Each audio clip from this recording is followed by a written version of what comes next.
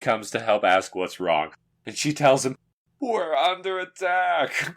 It's one of my favorite scenes in the movie, and it cues up Sheriff Gordon's modus operandi, being to stop the alien invasion, of course. The phone booth teleporter dropship lands, and the aliens all teleport out of it one by one, followed, of course, by Primus. The band, though, tells Primus that he must disguise himself, something that he's not at all happy about to begin with, and that's before they morph him into an autonomous fire hydrant.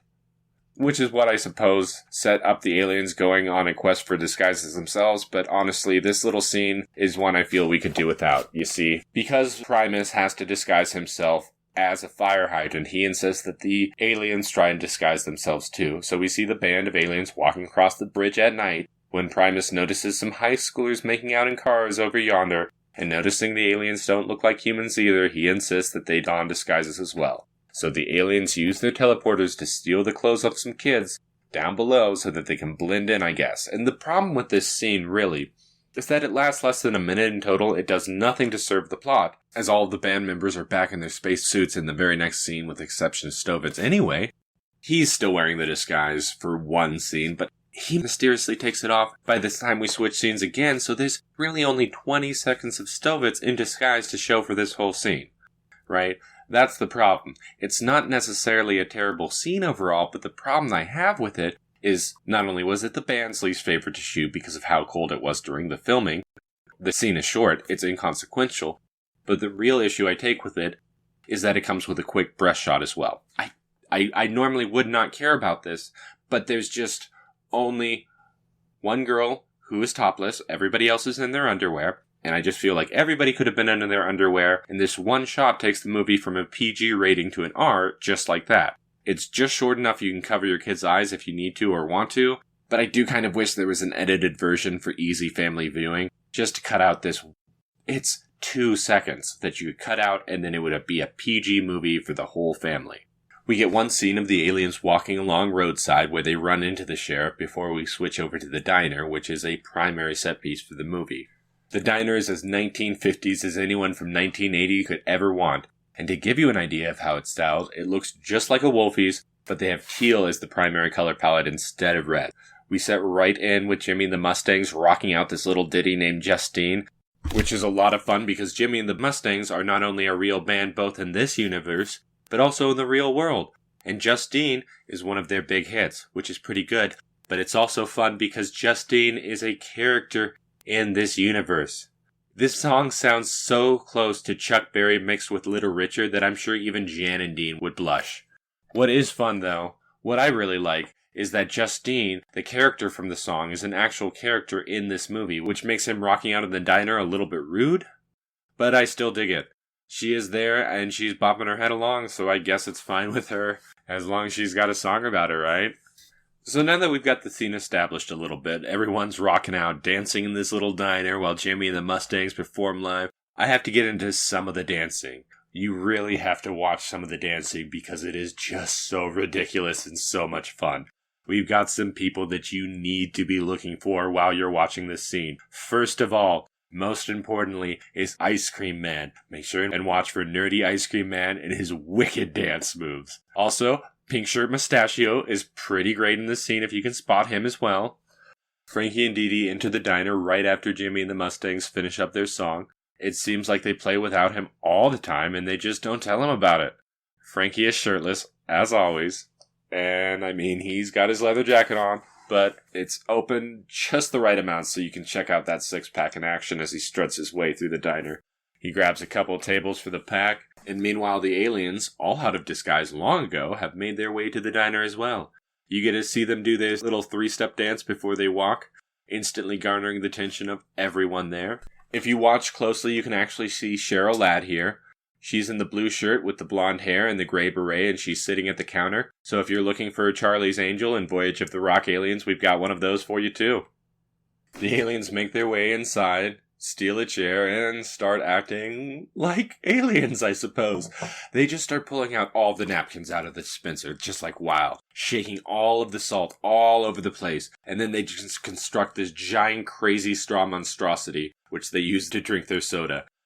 We then transition over to Pia in the girls' bathroom just in time for another musical number, and this is Nohea's favorite dance number of the movie. It starts off with all the girls in the stalls with their panties around their ankles, all tip-tap dancing with their shoes to the song before coming out of the stalls. All of which have pictures of shirtless Frankie pinned up inside. And if it sounds sexual to you at all, I assure you it is not. It's a very silly scene with girls dancing around in the bathroom and in the bathroom stalls, and it's super funny. Each of the girls have their own silly little style of panties, like heart boxers or butterflies, or white panties or pink panties, a pair with like a little bear, and there's one girl who's just going commando, and if you pay close attention, No Panties Girl is the only one who actually crumples instead of folds. You can see her little crumple of toilet paper while the other girls have folded paper. I don't know why I found that so funny, but I really did. Pia's of course singing with that super deep, super doofy voice of hers again. This movie is really one of her best. She's just great in it. I don't think she really understood how wonderful she was in it and how fun it really is and how much fun she made it. And I don't think you'd have much of a movie without her. As we go back to the diner proper, Stovitz drops something that looks to be like a weird silver egg into a milkshake before it just instantly turns green and starts foaming over. Knobqueer grabs the shake, pours it down Stovitz's shirt, and this grabs the attention of everyone at the diner, including Dee Dee and Diane as they're leaving the bathroom. And this is where we get to our little meet cute as Dee Dee makes eyes at Absid from across the diner at the first time. It's a fun little meet cute, because just flashing those little baby blues at Absid is apparently enough to cause him to overheat. And by overheat, I mean steam starts pouring from his neck, and then he literally explodes, with confetti and body parts flying all over the diner. As the aliens scramble around to grab parts and pieces of their friend, they're literally grabbing arms out of people's laps, and they grab an arm out of somebody's hair, and I don't know how else to describe it. This is right when Combine Man starts to play, and if you're not familiar, it is just a catchy as heck song. It's another Rhema hit, and probably my favorite of their early stuff. The song starts to play and all the aliens start gathering up all of the different parts of Absid. We get to watch the confusing, convoluted process of reassembling him as they feed his limbs into this machine, which then prints out a flat copy of him, just a 2D copy of all of his body parts, which they then cut up, reassemble, feeding that back into the same machine, which they then get this fully printed 2D copy of him. They hook up the newly printed 2D copy to a tire pump, and they begin to pump inflate Absid until he becomes a full-grown man again. It's a ridiculous scene.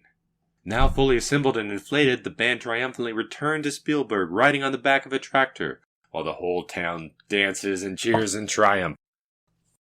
Diane approaches the group, and you can actually watch her as she approaches the tractor to do some minor repairs or something as she pulls out some tools, thus also helping to establish that Diane is in fact a mechanic. Diane introduces herself to the group, and she also gives the aliens some pronounceable names out of the just letters that we have right now. That's where we get the AU, FG, Absid, Stovitz, and Jacqueline. After learning that they're a band, she tells the group about the Heidi High School dance and asks them if they'd like to play, which Absid is all down for once he finds out Dee Dee is going to be there. She did make him explode all over the place after all. Absid and the rest of the gang go back to the spaceship so that he can build himself some sort of sexual stimulator? And so we can have a brief musical fantasy with Pia. The sexual stimulator is not quite what you're thinking. It's something he actually wears around his neck. And he comes back to the diner with it in hopes of attracting Pia, but apparently it only works on the boys. He shows up with it, and after turning it on, all the boys just instantly flock to him, dogpiling on top of him. It's one of the many gay references we have in this movie. And one of the extras in the diner comments afterwards that, "I've never felt that way about a guy before. It was kind of interesting, though." We then have another musical montage. And there's just so much music in this movie, even for a musical, which I do enjoy. This time we see aliens collecting stamps, flowers, countdown, all of that kind of jazz. It's something I found really funny on my first watch of the movie, and have subsequently been meh on. Not my least favorite scene, not my most favorite scene by any means. It's really just a little time sink before we get back to Pat Burns standing outside of the Spielberg Hospital for the criminally insane. This is Stovitz, and he's talking on a communicator. And I can't help but notice how much the voice actor doing the voice of the communicator sounds like Yardley Smith. Stovitz is messing with the communicator, standing in front of a wooden fence when Michael Berryman just cuts a hole right around him with a chainsaw, and Stovitz falls backwards onto the fence, and Berryman just walks right over him, as he's followed by another character who we will learn is known as the Breather. The two of them then set out on a mission to launch a rampage on the town of Spielberg, of course. Back at the diner, Dee Dee is having a shake with Absinthe, right as Frankie is rolling up with his 12-pack of goons. He busts in, super pissed, and Dee Dee, concerned for Absinthe's safety, tries to convince him to run and hide in the girls' bathroom, explaining that, I don't think any of them will follow you in there. Well, there is one guy who might follow you in there, but if he follows you in there, and then she just gets cut off by Duke. And I'm just like, if he follows you in there, what? He's just going to the bathroom, or just tell him you're not interested. Like, I need more information. So the gang hustles Absinthe outside, because he didn't get enough information about hiding in the bathroom either, so he just hangs there, and they hustle him outside, all ready to beat him up. But he just pops up this force field thing, and they all just try and punch and kick and stab him, just all in vain, as he has this very obviously fake force field protecting him. We then get a check back in with Berryman, also known in this movie as Chainsaw, as well as his accomplice, the Breather. They are at a gun store, stocking up for this rampage of theirs, and they just have every sort of firearm known to man. From what I can count and what I can tell, they have 6 semi-automatic rifles, a submachine gun, a knife, an Italian-style saber, 4 flashbangs, 5 hand grenades, 2 rocket launchers, a box of claymores, and a dynamite blasting box. Didn't see any dynamite. We get another little Ruth Gordon treat as she talks to the deputy, concerned that there might be drugs at the dance, and sending him to keep a watchful eye, thus being why the deputy then arrives to the dance. Meanwhile, back at the school, everyone's getting ready for this dance, while all of our plot lines are just conveniently converging in one place. The deputy's making his way to the school, as well as the aliens, followed shortly by Chainsaw and the Breather. And this is when Chainsaw and the deputy bump into each other, and this begins a chase sequence. Jimmy and the Mustang start playing troublemaker while Chainsaw chases after the deputy. He tosses his chainsaw aside, exchanging it for an electric turkey carver, which he uses to saw the deputy's gun in half. And the deputy, he struggles. Chainsaw drops the turkey carver, this time grabbing an electric hand mixer, coming at the deputy with the electric hand mixer. They struggle. He again loses his tool, and this time he grabs an electric can opener. The deputy, thinking quickly, defends himself with a canned tomato soup, which gets everywhere. Chainsaw then takes an electric toothbrush and just brushes him into submission, brushing those teeth till he just can't be brushed no more, leaving the deputy helplessly outbrushed. The aliens sneak into Hidey through the toilet system. Then they enter the auditorium. This is where we learn that Frankie is just super pissed because he had tried to set up security all around the school to try and make sure these darned aliens didn't get in here, and now here they are just walking in.